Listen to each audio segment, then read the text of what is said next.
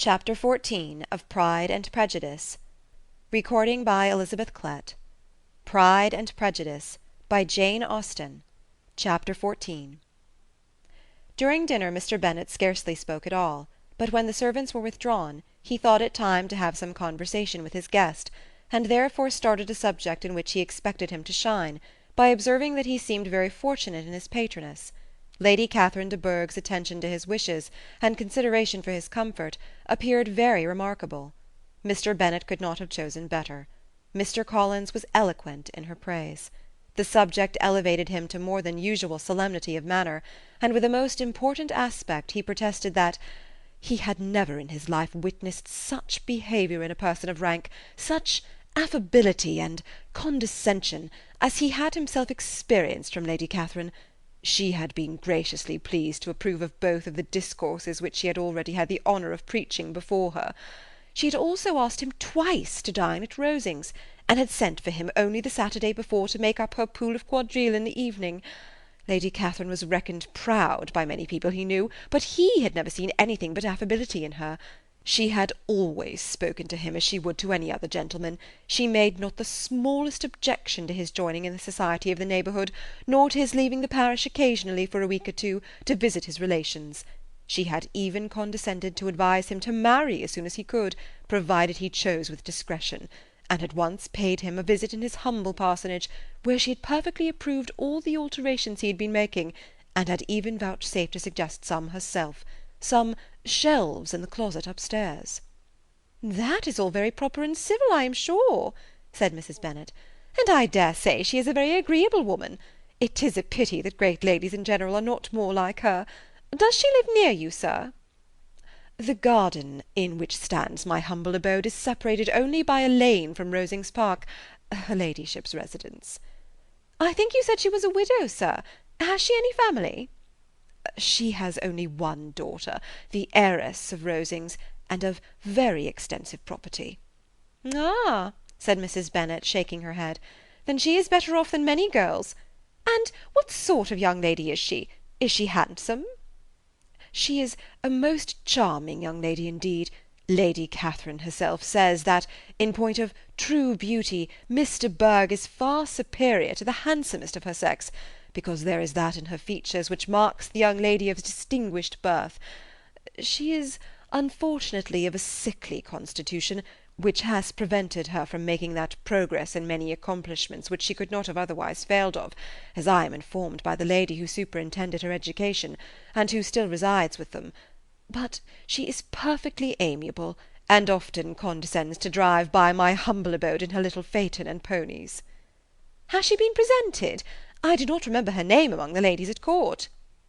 "Her indifferent state of health unhappily prevents her being in town, and by that means, as I told Lady Catherine one day, has deprived the British court of its brightest ornament. Her ladyship seemed pleased with the idea, and you may imagine that I am happy on every occasion to offer those little delicate compliments which are always acceptable to ladies. I have more than once observed to Lady Catherine that her charming daughter seemed born to be a duchess, and that the most elevated rank, instead of giving her consequence, would be adorned by her. These are the kind of little things which please her ladyship, and it is a sort of attention which I conceive myself peculiarly bound to pay." "You judge very properly," said Mr. Bennet, "and it is happy for you that you possess the talent of flattering with delicacy. May I ask whether these pleasing attentions proceed from the impulse of the moment, or are they the result of previous study?" "They arise chiefly from what is passing at the time, and though I sometimes amuse myself with suggesting and arranging such little elegant compliments as may be adapted to ordinary occasions, I always wish to give them as unstudied an air as possible." Mr. Bennet's expectations were fully answered.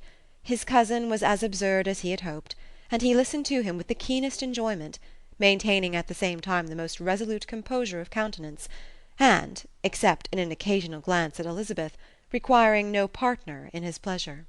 By tea-time, however, the dose had been enough, and Mr. Bennet was glad to take his guest into the drawing-room again, and when tea was over, glad to invite him to read aloud to the ladies.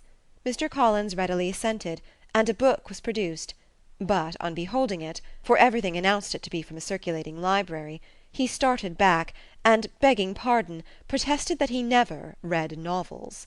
Kitty stared at him, and Lydia exclaimed. Other books were produced, and after some deliberation he chose Fordyce's Sermons.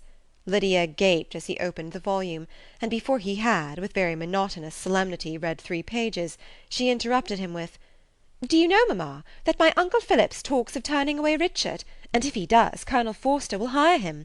My aunt told me so herself on Saturday. I shall walk to Meryton to-morrow to hear more about it, and to ask when Mr. Denny comes back from town." Lydia was bid by her 2 eldest sisters to hold her tongue, but Mr. Collins, much offended, laid aside his book, and said, "I have often observed how little young ladies are interested by books of a serious stamp, though written solely for their benefit. It amazes me, I confess, for certainly there can be nothing so advantageous to them as instruction. But I will no longer importune my young cousin." Then, turning to Mr. Bennet, he offered himself as his antagonist at backgammon. Mr. Bennet accepted the challenge, observing that he acted very wisely in leaving the girls to their own trifling amusements. Mrs. Bennet and her daughters apologized most civilly for Lydia's interruption, and promised that it should not occur again, if he would resume his book. But Mr. Collins, after assuring them that he bore his young cousin no ill will, and should never resent her behaviour as any affront, seated himself at another table with Mr. Bennet, and prepared for backgammon. Chapter 15